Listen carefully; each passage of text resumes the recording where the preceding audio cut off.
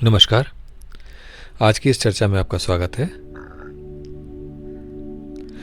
कौन ऐसा होगा जो अपने आप में स्वस्थ ना रहना चाहता हो, निरोग ना होना चाहता हो, बट चाहना एक बात है और उसके लिए प्रयास करना वो अत्यंत आवश्यक है, क्योंकि जीवन एक सतत बहता हुआ झरने जैसा जीवन है हमारा, जिसमें हर जगह हर परिस्थिति में कुछ ना कुछ इम्बैलेंस, कुछ ना कुछ नवीनता के साथ में, नवीन का सृजन होने के साथ में बहुत सारे ऐसी स्थितियां उत्पन्न होती हैं जिसके कारण से शरीरगत ऊर्जा का बैलेंस बिगड़ता है, और वो बैलेंस बिगड़ने पे वो हमें एक रोग के रूप में दिखाई देता है। अब आप इसको समझने का अगर प्रयास करें तो एक सरल सा तरीका ये होगा कि हम आज की डेट में जब हमें कोई बुखार होता है या रोग होता है तो हम क्या करते हैं? हम डॉक्टर के पास जाते हैं, डॉक्टर हमसे सिम्टम्स पूछता है, हम सिम्टम्स बताते हैं, फिर वो कुछ टेस्ट कराता है और उसके बाद में कुछ दवाइयाँ देता है।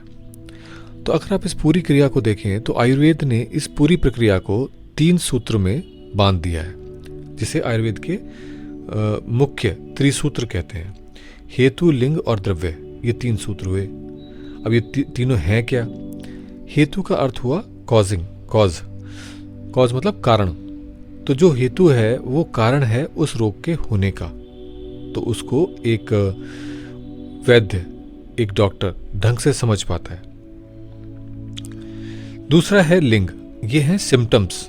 तो कोई ना कोई सिम्टम्स होते हैं जिसके आधार पर यह निर्धारित किया जाता है कि ये क्या रोग है, क्या है उसको समस्या, और उसके बाद में उन सिम्टम्स को ठीक करने के लिए, उस कॉज को सेटराइट करने के लिए जो तीसरी व्यवस्था है वो है मेडिकेशन, यानी द्रव्य, दवाई।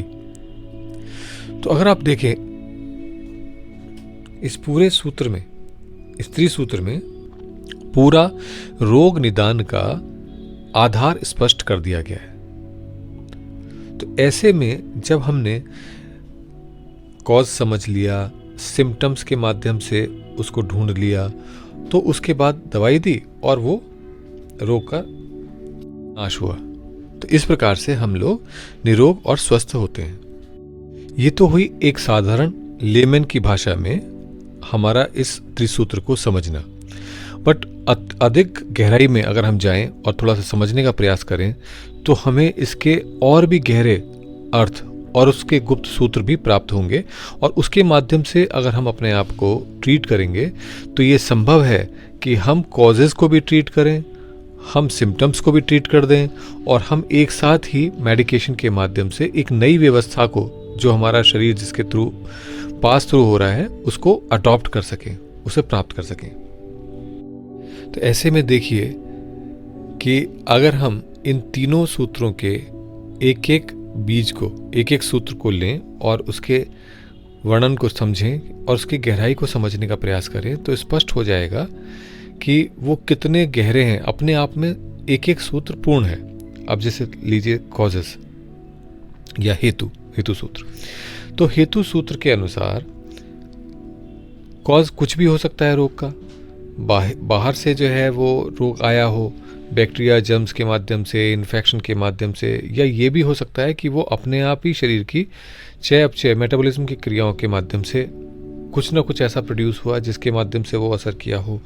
या फिर ये हो सकता है कि कोई और हमारे अंदर ग्रंथि रही हो कभी किसी कर्मों की, जो अब जा कर के अनफोल्ड हो रही है। तो बहुत कुछ हो सकता है, और इन सभी परिस्थितियों में वो कुछ भी हो रहा हो, बट होता क्या है, ऊर्जा का एक इम्बैलेंस क्रिएट होता है शरीर में।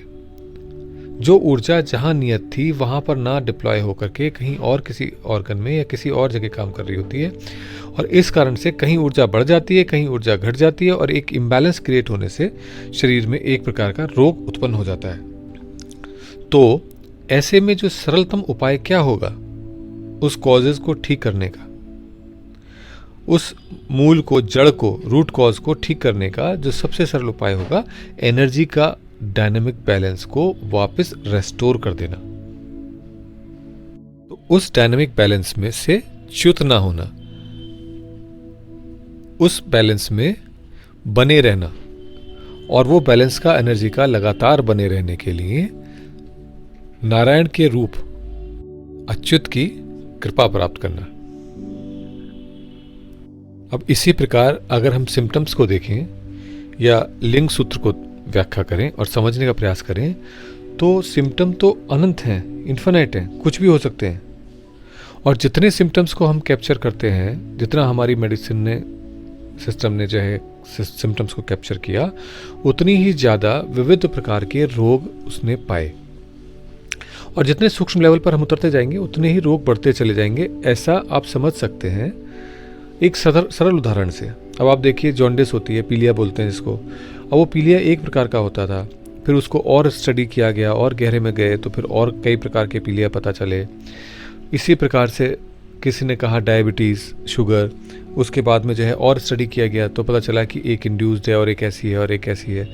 मतलब अगर आप समझने का प्रयास करें तो सभी बीमारियां बहुत प्रकार की अपने आप में परिवर्तित होकर के बहुत प्रकार की पाई जाती हैं। बुखार है, बुखार जो है वो तापमान का शरीर के बढ़ना है, लेकिन उसके बढ़ने के कई कारण हो सकते हैं और इसलिए बहुत सारे अलग अलग सिम्टम्स उसमें दिखाई दे सकते हैं।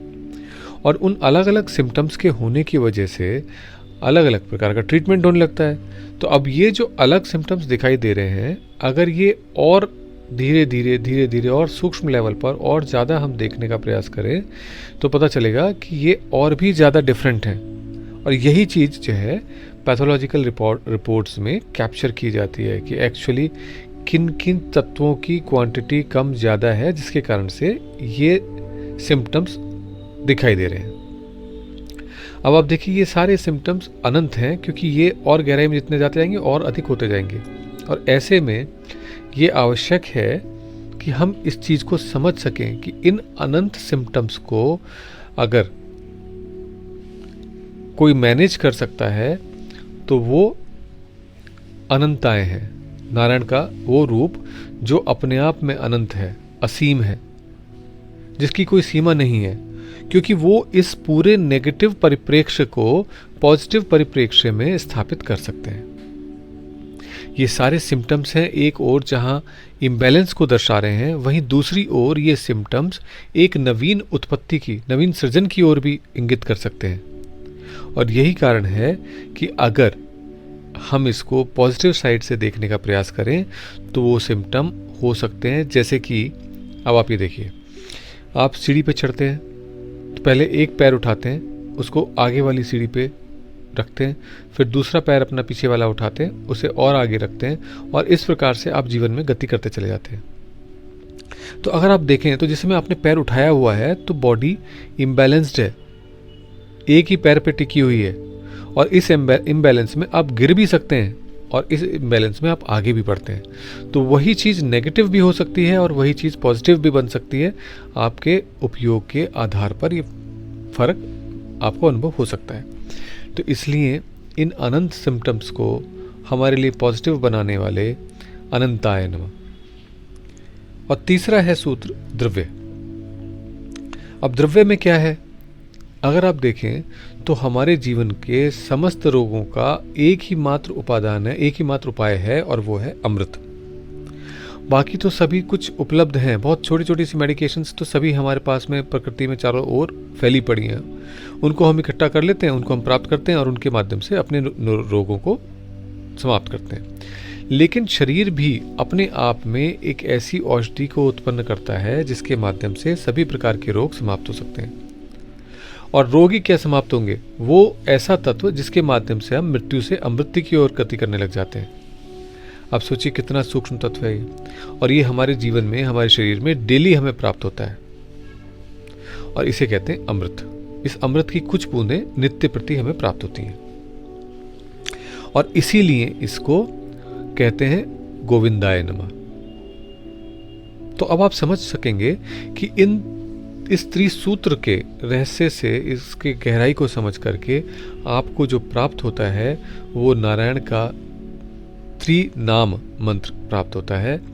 और ये जो त्रिनाम मंत्र है या त्रितार मंत्र है, इसमें एक कॉमन चीज़ है, और वो जो कॉमन चीज़ है वो है इन तीनों को जोड़ने वाली और इन तीनों को जुड़े हुए जब इस समय आप उपयोग करते हैं तो आप पाते हैं कि ये बहुत शीघ्र ही फलित होता है और इन तीनों सूत्रों पे काम करता है और हम पूरी तरीके से पॉजिटिविटी से उस रोग की मानसिकता से निकल करके एक ऐसी अवस्था में आ जाते हैं जिसके माध्यम से हम अपने जीवन को और अधिक उत्तरोत्तर उन्नति से पूर्ण कर सकें। अब इसको करना कैसे है? इसको करने के लिए बहुत सरल सा प्रयोग आपको करना है। आप मात्र कमर सीधी करके सुखासन, पद्मासन, सिद्धासन जिसमें भी बैठ सकते हैं बैठ जाइए। पहले अपने लेफ्ट हैंड को नाभि पे रखिए, फिर उसके ऊपर राइट हैंड को रखिए और उसके बाद इस मंत्र का जाप कीजिए। अब नाभि पे ध्यान रख करके इसका जाप करना है। तो जाप कैसे करेंगे? ओम अच्युताय नमः, ओम अनंताय नमः, ओम गोविंदाय नमः। अब इन तीनों नामों को जब आप बोलेंगे तो आपको ध्यान क्या करना है? नाभि पे ध्यान रहना है और इन तीनों के मध्य उत्पन्न होती हुई एक सिंक को, एक मीड़ को पकड़ना है।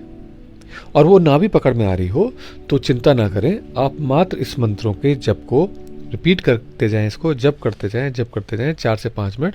आपको बहुत अधिक ऊर्जा अपने शरीर में अनुभव होगी। आपको अपने अंदर गुणात्मक परिवर्तन अनुभव होंगे और यही आवश्यक है कि हम उस स्थिति को प्राप्त हो सकें जिसे स्वस्थित कहते हैं, जिसमें हम स्वयं में स्थित हो सकें। तो इसलिए इसको हम क्रिया को करें, क्योंकि ये मंत्र बहुत गहरे हैं और रोग भी एक स्तर पर नहीं कई स्तरों पर होते हैं। तो इसलिए इसकी चर्चा आगे भी जारी रहेगी और ऐसे अनबूझे जाने रहस्यों को हम समझते रहेंगे। आज के लिए इतना ही। नमस्कार।